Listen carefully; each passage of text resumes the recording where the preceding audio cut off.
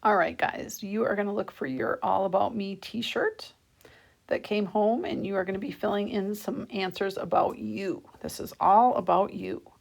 And then we're going to color it and make it look really cute. Okay? Mrs. Hagen started to color hers. All right.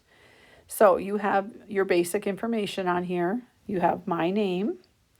Okay, so put your first and last name there. Family members. Okay, you might need to draw more lines if you have more people. Okay. Or you could put two names on a line and put commas in between them like that if you have more people in your family. And I know some of you do. So put two names on a line or add lines. And you could also put your pets down there if you wanted. Then I have my favorite things to do. Okay, you might be in a sport. Maybe you want to put down hockey. If you're into crafts or coloring, whatever you want to put there, you've got three things. Okay, don't leave any of them blank. Okay. All right, then you have a box for you to draw a picture. Okay, remember we try not to do stick people when we're in the upper grades like this. So you have a small space there. You could, if you wanted, you could do just your head or you can do your whole body. I'm good with either. Then I have my age, my birthday, my favorite color, my favorite food, my favorite game or sport. And by the way, if you're doing these and you have two favorite colors or two favorite foods, put them on the line. Put a comma in between. Okay, my favorite thing about school, and then why you think you're special. And on any of these, I don't want you to put something like, I don't know. Okay, so you need to fill in the answers with actual things. Otherwise, your All About Me t-shirt isn't going to be very cute, is it? And when I grow up, I want to be blank.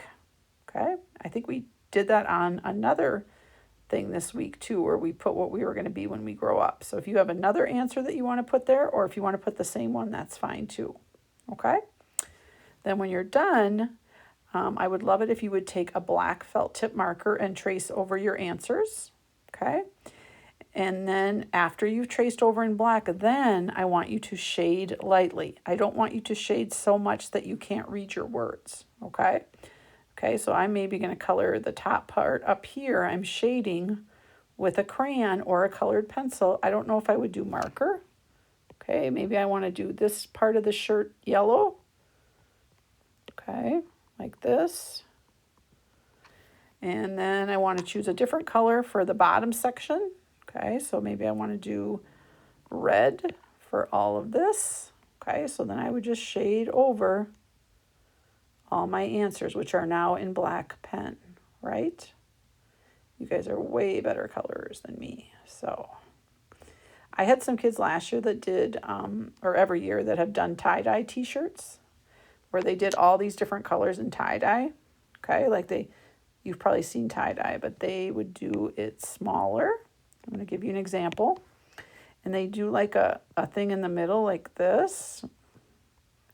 You guys are better at tie-dye, right?